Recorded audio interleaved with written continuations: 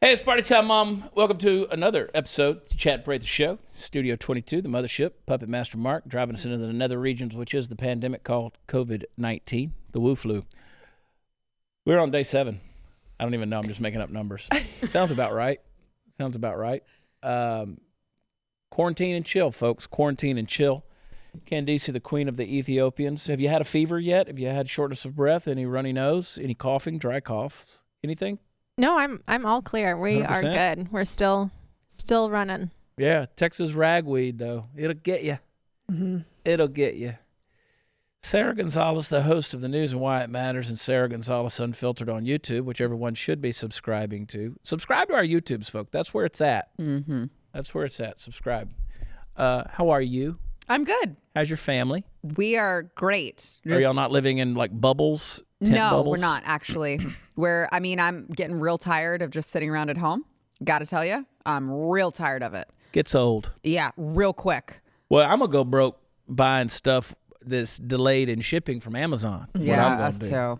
Like, I don't care. I can wait 6 weeks. Are you getting, we're getting a lot of takeout too because I feel bad. I'm trying to do my part to help the poor local restaurants in the area. And we have so much food in the fridge, and I'm just like, we should order takeout again. We did that last night, and they screwed us on the order. Oh. Yeah, they didn't give us all the food we ordered. So, and I get it. A lot of these restaurants aren't accustomed to that kind of deal. Party Foul Steve, you door dashing? Nope. We cook at home. Cooking So, everything? That's a cute everything ponytail at you're home. wearing. Thank you. Well, we cook too. We are. We're getting low on snacks here at the Blaze. I don't know how long we can last. We're virtually out of snacks here at the Blaze. We are. What are we I going to do? did walk through the studio today. I walked through the main atrium there, the narthex, if you will, and I spotted a rare sighting of Glenn Beck. No. Did you? Yeah, I did. No. I saw Glenn Beck. Don't believe you. He came out. It's like Groundhog Day. He came out and he's like, we got 6 more weeks of pandemic. All right, see you guys. Yeah. Might have Saw been a body his double. shadow. Natalie, are you guys okay in the slake? We're good. Yeah. We are good. Good. I pray for y'all in South Lake because I know y'all are the hardest hit. I will tell you, Joseph and I went and ate at a restaurant yesterday. Did Please, I did. Please, nobody write me No, good offended for you. that I ate at a restaurant. Good for you. Yeah, we. We frequent a lot of 5-star restaurants ourselves. We've gotten a message from all of them. I didn't know that the pandemic meant that you now have to get an email From every business. on every single company that you've ever given your email to Ever. talk about their COVID-19 response. Some of them, I'm convinced I've never given my email to Yeah. them, and I'm a little bit worried as to how they found my email to begin with. Allison, everybody knows Allison, she recommended yesterday that we send out an email talking about our distribution and our T-shirts and things like that and how we're still delivering things and all of this. And I said, hell to the no. We will not give our pandemic response from CP Entertainment. We won't. I like But that. we will sell them a shirt. Yes. Oh, of course Oh, we will. yeah. We'll even sell you some tickets to Billy Bob's Texas on June 7th. There you go. It's going to be a We're Still Here party is what it's going to be. We survived. We survived. It could turn into a mass Roman orgy. I don't know. Who knows? 5,000 of our closest friends at the world's largest honky tonk. You bet let that bunch of rednecks loose. Man, howdy. Woo, I got some big things. I'm going to inspire you today. I've spent the week pissed off, but I'm going to inspire you. But first, my good buddy Evan Hafer, he founded Black Rifle Coffee Company in 2014 along with his Army Ranger buddy Matt Best, who's also our friend. And as a combination of two passions, developing premium roast-to-order coffee and supporting the veteran and military community, Black Rifle Coffee Company is committed to supporting veteran law enforcement and first responder causes with the Buy a Bag, Give a Bag campaign. Black Rifle Coffee Company donated over 30,000 pounds of coffee to troops overseas in 2019. Black Rifle Coffee offers a variety of roast profiles from light, medium, and dark, all sourced from around the world through a rigorous process and roasted in the U.S. at the BRCC facilities in Tennessee, Utah. Evan is continually researching and experimenting with new roast methods and coffee origins. True coffee lovers should look into the exclusive coffee subscription every month. Black Rifle Coffee Company releases a limited amount of exotic micro coffees from different corners of the world. Black Rifle Coffee Company also offers a selection of premium gear and merchandise from t-shirts to outdoor brew equipment. And the best way to enjoy Black Rifle Coffee Company is, of course, through their coffee club, a free subscription where your chosen coffee is roasted, packaged, and shipped free to your door on your schedule. In addition to the convenience, you're going to receive special discounted pricing and gain access to exclusive products that are only for members only. You're going to get partner discounts, more things out there that you can even imagine. Just, you didn't know coffee could be such a cult. You're going to enjoy it. Purchase at blackriflecoffee.com/watchchad. Use promo code watchchad for 20% off your first order. It's going to get good in here. Stay tuned.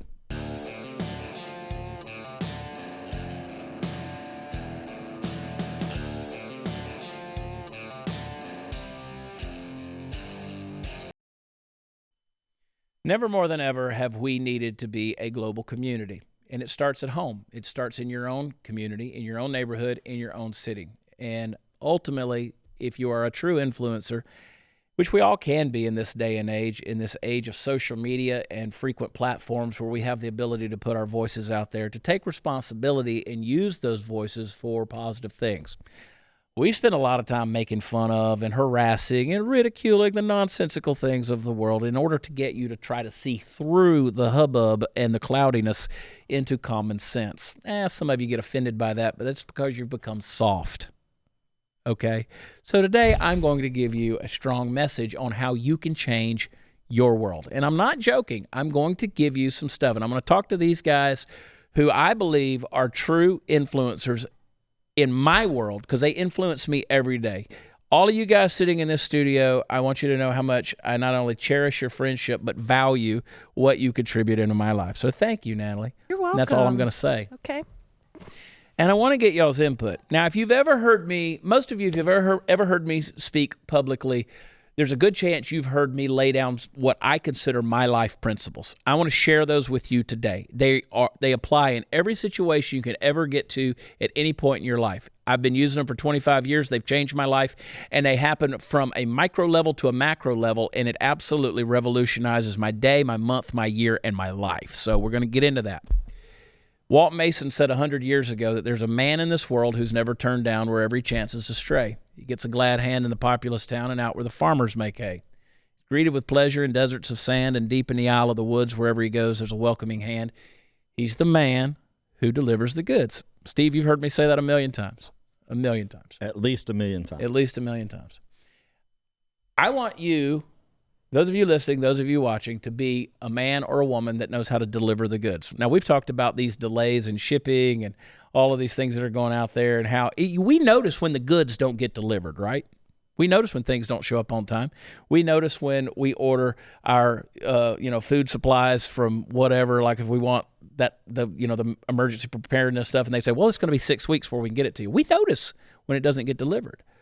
I think that for too long, we've become people in this country who claim to have certain values, but we don't deliver anymore. We don't show up with anything that's worth anything, okay? And I want that to change, because we've lost our sense of community. We've lost our sense of benevolence, our sense of generosity. Sarah, I don't want socialism to happen in this country. I think you'd agree with me on that. I would definitely agree with you 100%. I don't think we can handle it. No. We are a spoiled first world country. Yes. Well, we are so spoiled that we have a certain subset of people who think that they're oppressed. That's how spoiled we are. We live in a bubble where we think that somehow life isn't good enough because we have absolutely no idea and no perspective on how the rest of the world lives. These rushes on the grocery stores where the bread aisle is just empty and people are lined up down the street waiting to get into the box stores like Costco or Sam's. I'll tell you one thing that it's revealed to the grocery business is what you should not stock your shelves with. Because I've seen pictures of like all the frozen pizzas gone except for the pineapple.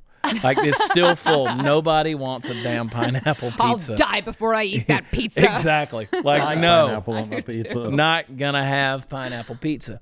There's nobody's eating certain things that are out there. The vegan food. I saw the empty shelves and just the vegan I food did too. is There were a bunch there. of vegan meat patties. Nobody's buying the sushi. Nobody's buying. People say, "Oh, that's racist." They're avoiding the Chinese food, the Japanese food.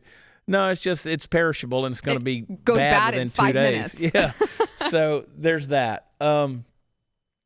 But we would have a hard time surviving in that because we've become weak. You've heard the adage before that strong men make good times make weak men make hard times, and hard times make strong men. So that's the thing. We're in a place where we've had such good times, and we've become so weak because of it that now we're having hard times and we don't know how to behave because we've gotten soft. We don't know. People are losing their minds. Our grandfathers were called to storm the beaches at Normandy. Our president's asking us to sit at home on the couch, and we're bitching about it. How did you spend the plague of 2020? Well, I stayed at home and posted memes. We're really suffering here, aren't we? I mean, we come into our conditioned air shelters, and we eat our food. None of us have fallen on. I mean, we even have grocery stores that say, okay, so the shelves are empty today. We got more stuff coming. Because we don't live in socialism. Thank God for capitalism, right?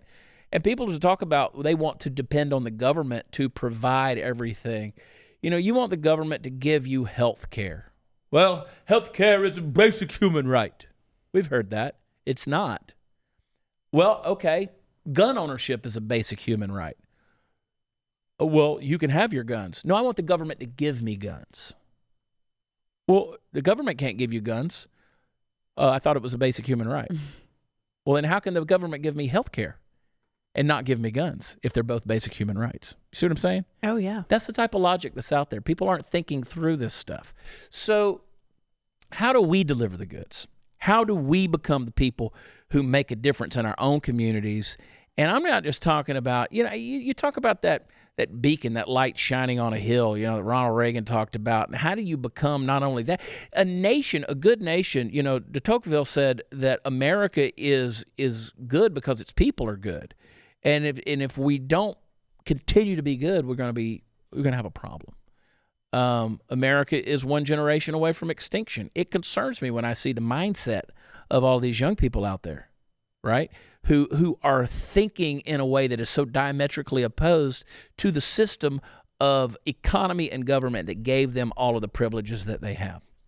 So I encourage people with 4 things. I'm going to get into them section by section as we go. And I want y'all's input on this as well. The first thing, and it sounds so trite, it sounds so cliche, and it sounds like something you've heard a million times, but I'm telling you, no life exists without it. And that is vision. If you don't have a vision for life and where you're going to go, what you're going to do with your life, you're screwed. So many people are suffering right now because they did not prepare. They had no vision for hard times. When you got vision for your life, you got to see beyond your boundaries. We're sitting in this studio surrounded by 4 walls. There may be a massive wreck happening out here on Riverside Drive. I don't know. We don't know because we can't see that far. We're bounded by our horizons. There's that great old apocryphal story of King George on July the 4th, 1776, supposedly wrote in his diary, nothing important happened today. Now think about that.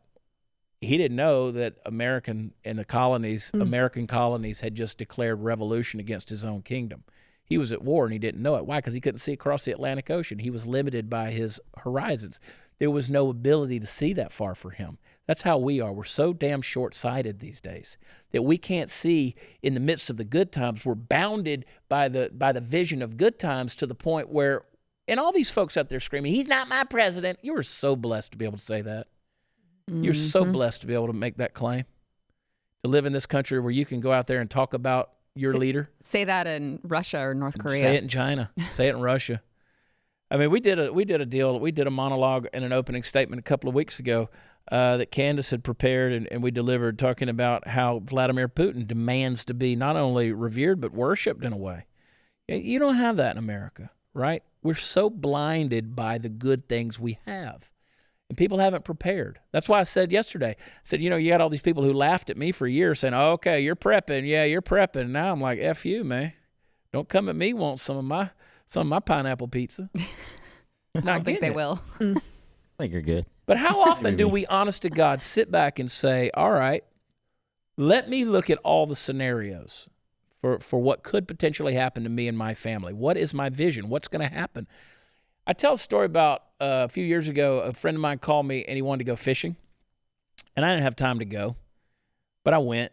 He talked me into it. We're sitting out there, and there is a flat shoreline where we're standing. There's a tree providing a little bit of shade, and on all three corners, or all three sides, rather, of the tank we were fishing in, there was a 45-degree bank that went up about 60 feet on all three sides. And there was a dirt road that came down out of the woods and to the top of the bank that was on our left side. And so 60 feet above us, I can hear this guy in a truck coming down the road, and you can tell he's in a hurry. He slides to a stop, big dust cloud pops up, and this big fat guy steps out, big old fat boy. And he's wearing his dress shirt and his slacks. You could tell he's been at work. And, you know, one of those guys that kind of Jerry Nadlers it, kind of wears the belt up here, like it's way above the belly button. Probably hadn't seen his pecker, and he got the dicky-do. Yeah. And so, so anyway, he's in a rush, and he's grabbing his tackle box, he's grabbing his fishing pole, and he's yelling down to us, hey, are the fish biting? Are the fish biting? And we're giving him the thumbs up, right? And so he pulls out one of those inner tube deals with the legs on it, and he starts sliding that thing on, and he's really testing the elasticity of this inner tube. And he stretches that thing on his body. Well, he's so big around, he's holding his tackle box and his fishing pole. He's not paying attention. So he starts to walk towards the water, and I think he was intending to come around our way, but he stepped off that bank, that 45-degree angle, and the first step turned into a second and third step, and they got heavier and stronger and faster, so that by the time he was halfway down, he was in a run, and by the time he was 3/4 of the way down, he was in a full-blown sprint. So that when he ran into the water, holding his stuff, arms out, with that inner tube around his fat belly, when it got about knee-high, he just flipped upside down. Boom! And now there were these two rubber legs just floating across the water and just kicking like this, right? And you could see his little brown boots and his and he was upside down. Well, he couldn't get back over. He was stuck like that. Yeah. So I looked at my buddy and I said, we need to go save him, right? So we cut out across the water. We got over there to him, and he's totally struggling. I mean, this guy had to weigh 400 pounds if he weighed 5. And we plop him out. You know, he just comes out with a little suction pop, and he's blue, and he's purple, and he's gasping, he's spitting water. His tackle box is floating off across the lake. His fishing rod's already sunk. And he never said a word to us. He just shimmied that thing off on the bank, soaking wet. You can see his big man nipples through his white pressed dress shirt, you know, and he climbs back up on all fours on that bank, gets in his truck, and he just drives off. Never says a word. He was just humiliated. Left everything behind. Left the inner tube on the side of the bank, the whole thing. And I always remind people, I said, you know, you could be heading into something that you're really looking forward to, and all of a sudden you take one misstep because you're not looking where you're going, and the next thing you know, you're almost killing yourself. You're drowning. I mean, you're so deep in this thing. That's why it frustrates me to talk about people who, you know, want to get some kind of bailout from the president or from the federal government. And I'm just telling you, man, you don't know what you're asking for. Maybe a good thing, maybe a bad thing, but we don't know. Hopefully you've had enough vision for your life to at some point put $1,000 back. Subsidize yourself. But we can't because, you know, the other day was St. Patrick's Day. And you know what? The bars were still full with a bunch of kids who were out there, selfish alcoholics, couldn't stay away from green beer long enough to not go out there and spread their germs. You know, I saw this deal of some big gay party that was happening out in, was it L.A., Candace? I don't remember. And they went out there, and suddenly some of them started testing positive for COVID-19 because they had this big old... I think it was 10,000 of them. Yes. I think I read. St. Patrick's soiree. And so they start testing positive for COVID. And which, I mean, I'm sure they've tested positive for a lot of things in their life, and COVID's not what they're worried about. But you know what? Have a little forethought for your life. You know what I'm saying? Have a little forethought for your life. So vision, see beyond your boundaries. It leads to something very important, and I'm going to get into that in the next segment. Hang tight. Losing your hair sucks, folks. You know what doesn't suck? Keeping your hair. And you know what else really doesn't suck? Keeping your hair without leaving your couch. If you're losing your hair, you got to know Keeps. Keeps offers the generic versions of the only 2 FDA-approved hair loss products. That's the real deal, folks. And the generic versions save you a fortune in money. See, you could already be putting the money back. It's simple. Just answer a few online questions, snap a few pics of your hair, and a doctor will review everything and recommend the right FDA-approved hair loss treatment for you. Then it's shipped discreetly to your door. You're probably wondering, will it work? Well, a whopping 66% of men experience hair regrowth thanks to Keeps. Losing your hair does suck, but let's do something about it. Here's the deal I want you to have. Go to Keeps, KEEPS.com/loss and get your first order of Keeps hair loss treatment for 50% off. Yeah, that's right. Half off. That's Keeps.com/loss. Go right now to Keeps.com/loss. We'll be right back.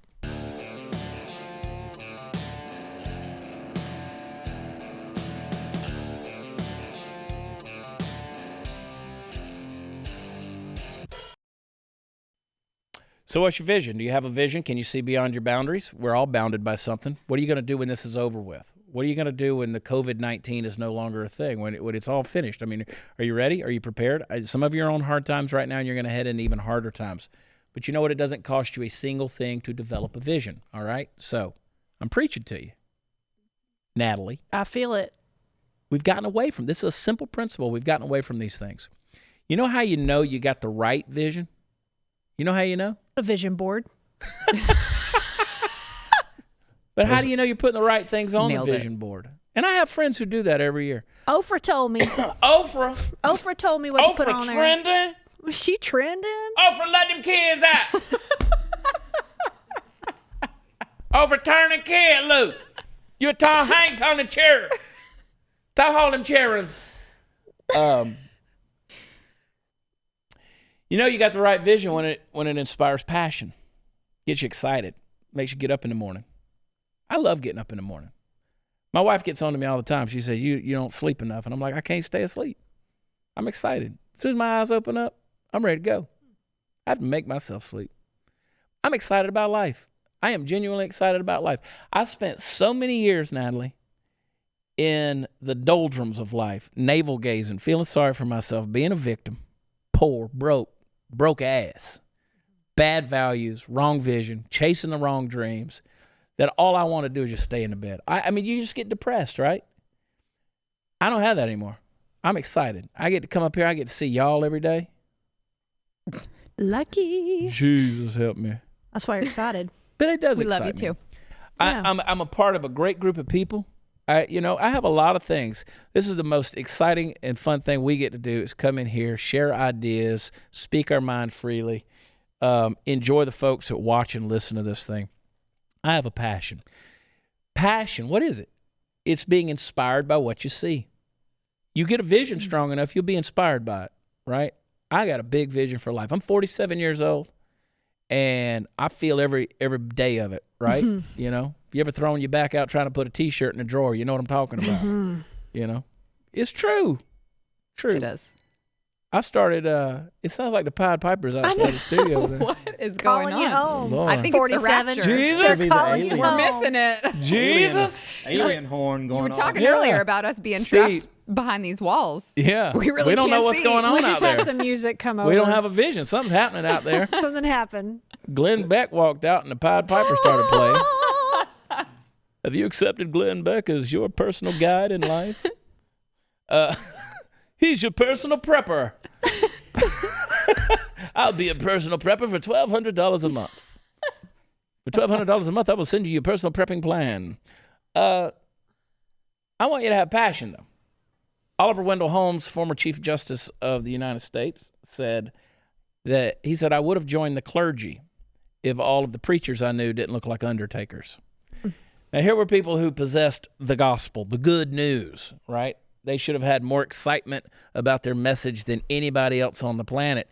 And he said, these guys look like they've just been sucking sour lemons. They have no excitement. There's nothing going on in their life. The people that ought to be most excited about life are the people who are truly living it. Now, how many depressed people do you know? Go online right now. Get on social media and look at all the sob stories. Everybody can't wait to tell you. That is not using your platform for positivity. That is not being the man or woman that delivers the goods. When you're sitting there, all you doing is talking about everything that's gone wrong in your life and how people need to feel sorry for you. You got to change your tune, Steve. But they're the same one. They're the same people that when you post something that's good, they attack that. Yeah. Whatever that is. Misery loves company. Yeah. And you know why that is? This is why. I pastored for 12 years, right? Y'all know that. No. I pastored for 12 years. We can't tell. Yeah. I'm not a good pastor. I was not a good pastor. I was a great teacher, great motivator, great preacher. Got to teach the Bible. I can tell you what the Greek and the Hebrew means. I can break it down for you. I can parse the verbs. I can diagram the sentences. I can tell you the history and the origins of the meanings, and I can do all that. I can give you the illustrations and the examples. I can make you laugh through it all, right? But I was a horrible pastor. You know why? Because I ain't going to sit there and pat your bobo. I ain't going to do that. People don't want their problems fixed. They want their problems understood. They want somebody to come along and feel with them, get emotionally involved there. And I'm a bottom line kind of guy. I'm prophetic in that. There's not a lot of gray with me. You always know where I stand. Now, I might not even agree with where I stand all the time. But by God, I'm going to tell you what I'm thinking right now. Got me in trouble. Sarah, you're that way. I am. Well, and I was going to say, it's not just that they want to be understood. They want to be enabled to continue on that way. They need permission to make it okay. Like, woe is me. This has been done to me. And it's the victim mentality has gotten so ingrained in us that we don't even recognize what we're doing anymore. If it comes out, I, me, mine, let me tell you. But see, Steve, you're not doing it to complain. You do it because you're a narcissist. Yeah, that's I was because gonna say, you love yourself. I do. And, Steve's passion is Steve. I cannot president. stand. I cannot stand negativity whatsoever. The whole poor pitiful me. I don't want to be around it. I don't want to hear all the. And that's true. That's one of the reasons why you and I do so well together. Yeah. Yep. My son, who I love dearly, he starts talking about, well, it wasn't fair that this happened. I'm like, give me a break already. Life isn't fair. Get over it, kid. I can't, not even with my own son, can I handle that. Can't do it. Hashtag me too. Can't do it. And I've got that with my kids too. You start, I'm like, Why speak that kind of stuff into your own life? Exactly. Yeah. That's right, because and let me capitalize on what you said right there, Steve. And let me tell you, Steve is not lying. I texted him the other morning. I said, "You good?" He said, "Oh, I'm better than good." I mean, that's the kind of response I get from Steve. So cute. Look at him. That's the kind of response, and I know. And Steve does believe in positivity. Steve does believe in bringing things into your life through your thought process and speaking it. And I ain't talking about some mystical name it and claim it, blab it and grab it. But the principle of life is you will rise to pursue your confession. If I'm continually speaking about positive things and profitable things and prosperous things and powerful things, even peaceful things, that's what my life is going to pursue, because that's what I have put forth. I put it out there. They say that you will make within 20% of the people you hang around with. I like to hang around successful people. I like to hang around smart people. I like to hang around people who have done it, who have gotten it. And it shows. Why do you hang out with us? Yeah. What's that? Why do you hang out with us? Well, y'all ain't losers. So, I mean, I do appreciate it. And I appreciate the input. That's why I said earlier, I value what you guys invest in my life. You are truly my friends. You know why I climbed into the cave the way I did years ago? And I did that. I went through a divorce, and I had no passion in life. I climbed into the proverbial cave. I was like King David. Oh, woe is me. God, just kill me. I went in there and hid in the cave. And the Bible talks about how while he was living in the cave, God started just adding people to him, right? Until God basically forced him out. And that's what happened with me, because I had this suspicion 10 years ago. I had this thought. I said, if I died today, nobody'd come to my funeral. Because I had isolated myself so much from the world. I had no friends. I had some good acquaintances. But I was like, if I died today, I was living in the middle of nowhere, North Alabama, going through hell. Nobody knew where I was. Nobody knew where I was living. Nobody was calling me on the phone. And I said, if I died today, nobody'd come. They wouldn't know. It's so hard to imagine you like that, knowing you now. Yeah. It's That's the way I was. mean, I can't even fathom a Chad Prather living like that. I was so solo. I drove a motorcycle. Wow. I rode a motorcycle. I didn't want anybody in the car with me. Yeah. I was alone, man. And so I finally got to that point, and people laugh about it, and I make jokes about it, where I said, no, I ain't going to be that guy. I am not going to be that guy who sits around navel-gazing, feeling sorry for himself, worrying about what's been done to me in the past and who wronged me and who ripped me off. I'm not going to do that crap. Mm-hmm. So I stopped. I made that decision. And I'm telling you, as soon as I did that and I saw the vision for my life, because I've told you guys, just practical things. I'd drive down the street and I'd look up at the billboards on the interstate and I'd see the news crew. You know, you see Channel 4 News. Yeah, with Biff and Sarah. And Natalie. Biff, Sarah, and Natalie. Natalie with weather. They didn't let me do weather. Yeah, definitely a weather girl. Well, you had to quit wearing the green outfit. Yeah, because that was the a green floating screen head. thing. And I would say, I could do that job. I could do that, but nobody would let me do that. Yeah. And I was like, you know what? I'm gonna do that. I'm going to use my voice to talk about the things that matter. That's what I made the decision. And I got impassioned by that. When I got that vision, I said, how can I do that? Well, YouTube's available. Facebook is available. Let's go out there and do it. And I'm not telling you to go out there and be something you're not. Friedrich Nietzsche said you can only wear two faces to the world for so long before you forget which one is the real one. Ooh, true. It's a fact. That's the fact. Vision is seeing beyond your boundaries. Passion is being inspired by what you see. I'm going to take you to the next point when we come back.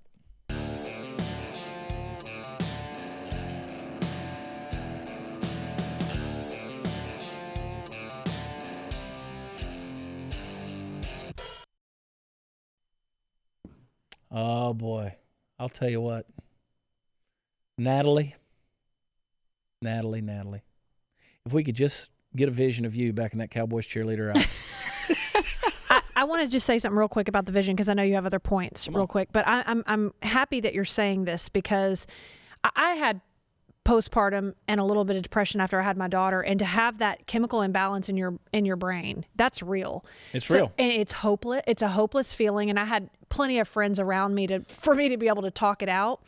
But that's tough, you know, when you have that hopeless feeling. And I was able to snap out of it. My body kind of righted itself. But I couldn't imagine living with constant depression. Yeah. I gained a respect for people who battle with depression on a regular basis. Yeah. It's a real thing. And so grabbing that vision is very important. Well, 2 years ago, I went back on my medication. I went back on a different medication after being off for 5 years. I deal with depression because it's a chemical thing. It's not a circumstantial thing. Agreed. People are like, what do you have to be depressed about? Nothing.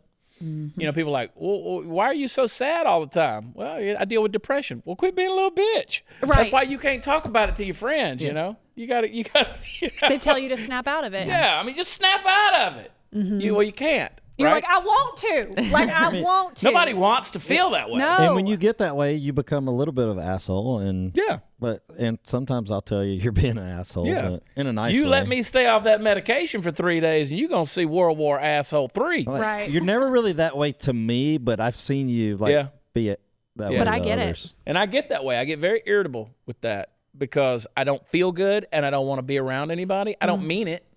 You know, I've had Jade who's looked at me on the street. We were walking to a restaurant one time, and she was like, I know this is not you. Who you're being right now is not you. I know that's not you. And I'm just telling you right now. And I'm like, it's not me, and I apologize. Yeah. But now you can kiss my, walk away. Because you get that way because but here's the thing. If you've got a vision, you got passion, here comes the hard part. That's discipline.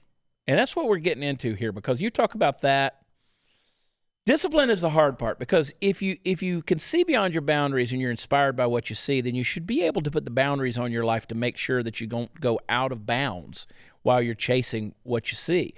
Discipline's hard. Amen. That's why there's rules in the game, right? That's why you can't catch the ball out of bounds in football. It doesn't matter how pretty it is. It doesn't matter how good the pictures of it were or how beautiful the pass was. You catch it out of bounds, it doesn't count, right?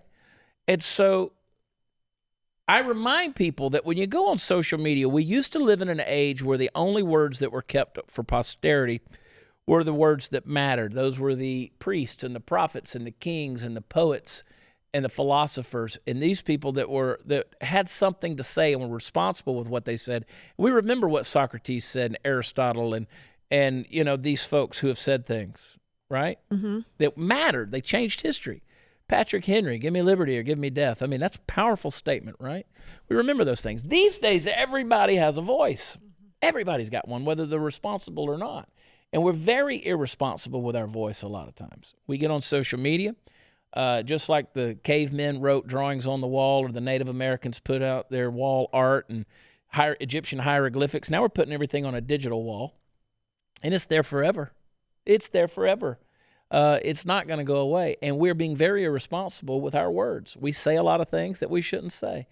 If you don't discipline yourself to control just your mouth, even. Look at me. I get mad because I got all my double chin here, and look. Part of that is I'm getting old. My skin's just losing this elasticity. But then I got my double chin. I walk past the mirror, and it looks like my face is giving birth to another face. Look, see mine? I'm like, look at this. Look at this, Mark. I just get it out there. It's disgusting, man. I look like a thumb. I look like a dirty Q-tip. It's gross. You know what would deflect from that? Get implants. I should. That's what I did. Get some implants, right? So, but where's the discipline? I could fix that. Mm-hmm. If I had a vision and was passionate about it. Once upon a time, I was very athletic, very muscular. I was a gym rat. I was into all this stuff. Y'all wouldn't have. I was like, boom, bam, But I had passion for it because I had a vision for it, and I knew what I could do, and I did it. These days, I don't have that. I want to sit on my ass and talk to y'all. It's okay. It's okay. And we're locked in our houses, so we can't really go to the gym. I can't blame the pandemic for my fat ass. I can't do it. But okay, but I do want to talk to people. I do want to say things that I believe are common sense and practical and critical in terms of how we look at life. So you know what I do? I discipline myself by reading a lot. I read a lot. I read a couple of books a week. I try to read things that are profitable for me, good for my brain. I try to train myself. Do you know that if you don't read, like let's say you get out of college and you stop reading, you'll revert to an 8th grade reading level within the space of 9 months. Ugh. People don't know how to, and even if you know how to read the words and you understand what you're reading, you don't comprehend them. The comprehension goes down. So you have to discipline yourself. Those are the kind of things in life that if you want to really change the world, don't go on Twitter and accept all that as fact. It's not. A lot of people are just talking about a bunch of crap, right? Does that count as reading? Yeah. Well, you are reading, but it's what you're reading that ain't so good. Not sure the quality is and you know what Steve. else? When you get that passion, don't go crazy out there just spilling it. Jesus said, don't cast your pearls before swine. I can't tell you how many visions for your life, how many visions for life have been miscarried because doubt was invited into the delivery room. That's true. You start putting it out there, and there are people who don't find your vision as precious as you do, and guess what? They can kill it with doubt. So be disciplined enough to keep it to yourself if that's what you need to do. If you can see it, and you're inspired by what you see, and you're willing to limit your life in order to accomplish it, the final thing is risk. That's spending your life to accomplish what you see. So many people, they get behind the scope of the rifle, and it's ready, aim, aim, aim, aim, aim, and they never yell fire. They never pull the trigger on anything. You got to risk it. You've got to be willing to take that step out and do something about it. I quit a great 6-figure job with great benefits, great retirement. I quit it all. I stepped into nothing, with nothing, had nothing, gave up everything to do what I do today. People are like, what? What I was doing was not who I was. I had to go be who I am. And, I tell the joke about, and it's true, Jade said, I said, I'm going to go make a living just being myself. And Jade said, what's the street value on your personality? So we about to find out. Nobody annoys me more than me. So the fact that anybody watches any of this crap, and a dude in a cowboy hat can sit there with a dog in the back seat, and millions of people are going to watch this stuff from my truck and ask for more of it. And, people are talking about me and, in the third person, and they're referencing me. These are total strangers. That blows my mind. Where were we, Steve? We go to the airport and people recognize us. That's weird. Yep. That's a weird deal. I was in Texas Gun Experience yesterday, and this guy, you want to stop and have pictures and all this stuff. And I'm like, I don't know these people. Yeah. It's weird. It is. You get it? I was going to say almost every time I go into Texas Gun Experience, Yeah. I have someone who comes up to me. Yeah. It is. So, it's very weird. It's an odd thing. It's not something you get used to. But none of that would be true had I not risked some things. Yep. But you know what, Chad, before, and probably with this crew too, before I ever met you and became, like you're one of my best friends now, like a brother to me. Before I ever met you, I shared some of your, I didn't know who you were really, but I liked what you said It was in more your of truck. a lust. Yeah. Yeah. Some of that double No, chin you know action. you good looking. But it wasn't that. It was what you were saying, that some of us just didn't know how to articulate properly, or some people are just fearful of saying it. You would say it, and then I'd share it and be like, what he said. What he did. What he said. What he did. So Offer, let the kid go. Offer. Offer, you know you got them kids chained up in that baby? Sex trafficking. Girl, you better let them kid go. Thank you. We did that. I did. I knew exactly who you were. Even when I met you in Vegas, I knew who you were because I'd listened to what you said, and it resonated with me and with so many of our friends. Yeah. Well, it's been an interesting journey. Vision, passion, discipline, risk. I want to give you the key that ties it all together. All right? You ready for it? I'll tell you in just a second.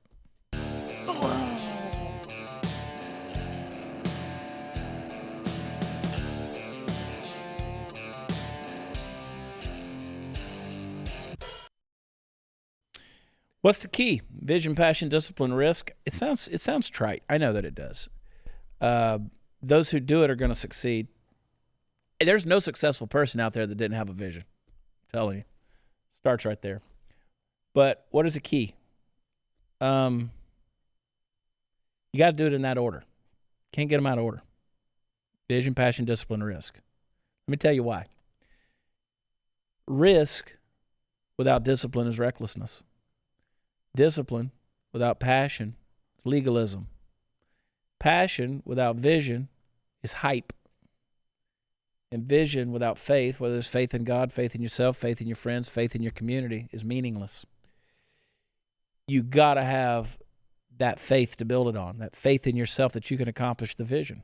But you got to do it in that order. Because if you don't, imagine the risk without discipline. That's like jumping in an airplane and saying, well, I'm going to parachute out of this thing. Was anybody disciplined enough to know how to pack the chute? I don't know. Let's just jump anyway. That's suicide, right? So you got to have those things in that order. So I encourage everybody that's sitting out there, listen to this thing, emulate the people who have done it. Stop navel gazing. Stop feeling sorry for yourself. Nobody else does. You're the only one who does it. And if you feel like the world owes you something that doesn't, you could sit there and cry me a river and tell me all these things about it, what's wrong with you and everybody you take care of and all the folks in your household and stuff like that. Well, still your responsibility. That's hard truth. Still your responsibility. It's not the government. It's not mine. It's not your mama's. Life ain't fair. What you say to Sawyer, Sarah, is exactly right. It ain't fair. This idea that somebody told you life is fair, it ain't. Mm-hmm. I got a vision. We went out. How many sold out shows over the last 5 years? It's crazy. How many? And this, by the way, this week is the 5-year anniversary of the first time I went viral. Wow. On social media. That's amazing. This is the 5-year anniversary. Happy anniversary. Thank you very much. Happy viral. Now we're in the pandemic. Go to watchchad.com. And let me tell you something. I can prove to you that I had that vision years ago. As soon as this thing called the internet came out, I went on and bought chadprather.com because I knew one day I'd need it. I love that. You can go to chadprather.com, get our new single, mine and Ryan Weaver's. Thank God for Blaze TV and thank God for this crew. I love y'all. God bless. We'll see you next time. Bye.